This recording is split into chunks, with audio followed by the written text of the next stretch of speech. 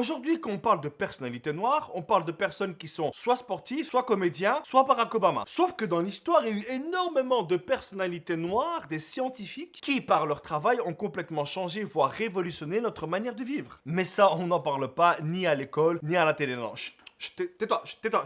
Aujourd'hui, grâce à l'aide et au travail de plusieurs personnes, j'ai décidé d'être ton prof d'histoire. Et je vais te donner un petit cours que tu n'auras peut-être jamais à l'école. La première personne qui a révolutionné le monde, c'est monsieur Lewis Latimer, l'inventeur du filament de carbone dans les ampoules. Et histoire de détruire tes nombreuses années d'études, non, ce n'est pas Edison qui a inventé l'ampoule, mais bien un monsieur qui s'appelle Joseph Swan. Il faut savoir que l'ampoule d'Edison, elle était pas top, elle était lourde, sa durée de vie c'était plus ou moins 30 heures. T'imagines toi changer une ampoule toutes les 30 heures? Là, on ne parle plus d'obsolescence programmée, mais bien de je t'emmerde programmé. Et en voyant ça, Lewis Latimer, il a décidé de remplacer le filament de papier d'Edison par du filament de carbone. Et c'est ainsi qu'il a éclairé notre vie. Oui. Aujourd'hui, je suis poète. Et c'est pas tout. Ce monsieur, évidemment inconnu des cours d'histoire, est quand même l'inventeur du système électrique parallèle. En français, ça veut dire qu'avant son invention, lorsqu'il y avait une ampoule qui pétait au salon, eh ben toutes les ampoules pétaient. Et là, Lewis, il s'est dit, ouais, mais là, c'est chiant, t'achètes une ampoule, il y a tout qui pète. Et donc, il a décidé de changer le circuit électrique. Et c'est ce grand monsieur qui a dirigé l'installation de la lumière électrique à Philadelphie et à Montréal. C'est aussi lui qui a dessiné le tout premier modèle de téléphone. Ce mec nous a pondu des ampoules électriques qui durent plus longtemps. Il a éclairé nos villes. Et il a participé à la maquette du tout premier téléphone. Et ça, évidemment, on ne va pas te l'apprendre en cours d'histoire. Pourquoi?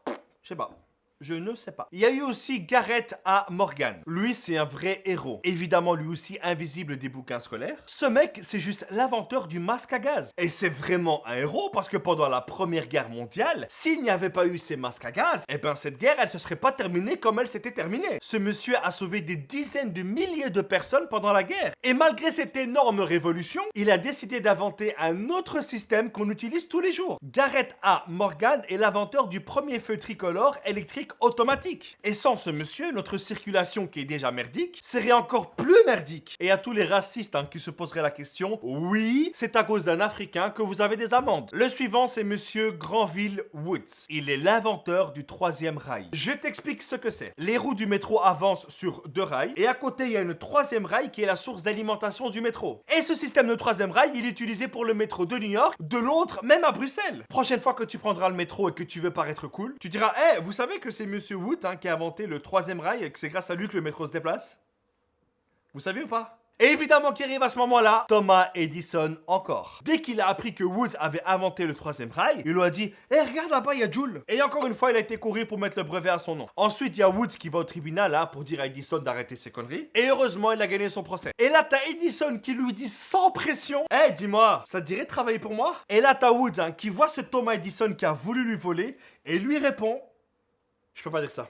Je peux pas dire ça, il y a des enfants qui nous regardent. Et c'est aussi Granville Woods qui a gâché mes journées avec des séries de merde. Des séries où le son et l'image sont décalés d'une semaine. Des séries où lorsque ta maman les regarde, elle ne te reconnaît plus comme fils. Oui, mesdames et messieurs, Granville Woods est l'inventeur de l'antenne parabolique. Excusez-moi, non mais... Quand j'étais plus jeune, c'était moi qui la plaçais. Et je devais la bouger toutes les secondes d'un micromillimètre. Et quand l'image, elle prenait, j'avais pas le droit de bouger.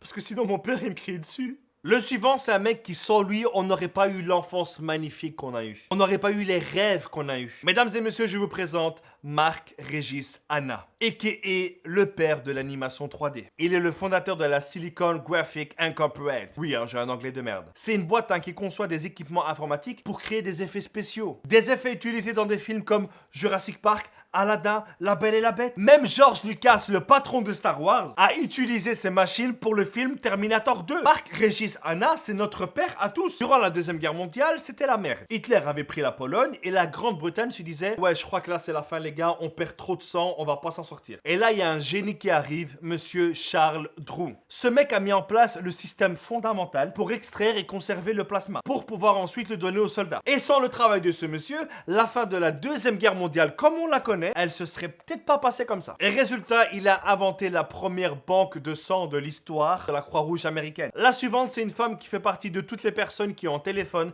et qui disent la fameuse phrase « Attends 2 secondes, j'ai un double appel ». Shirley Ann Jackson John est la maman de l'appel en latin. Encore une autre femme, hein. Attends, qu'est-ce que je raconte? Une immense femme, le docteur Patricia Erabat. Elle a inventé un dispositif qui permet de soigner sans grande douleur la cataracte, hein, qui est une maladie de l'œil. Et ce traitement est utilisé aujourd'hui partout dans le monde. Elle a même été capable de redonner la vue à des mecs qui étaient aveugles depuis 30 ans. Il y en a eu d'autres, hein, comme Mary Van Britta Brown. Elle a inventé la caméra de surveillance domestique. John L. Love qui a inventé le taille-crayon. Et il y en a encore plein d'autres que je ne pourrais pas citer. Tout ça pour dire, hein, que même si l'histoire est écrite par les vainqueurs, les puissants et les fortunés, on ne pourra jamais cacher indéfiniment le soleil avec sa main. Et qu'un jour ou l'autre, toutes ces personnes que l'histoire a voulu cacher referont surface et finiront dans les livres d'histoire de nos enfants ou nos petits-enfants. Le tout, c'est d'en parler. Merci à tous, rendez-vous la semaine prochaine. Peace!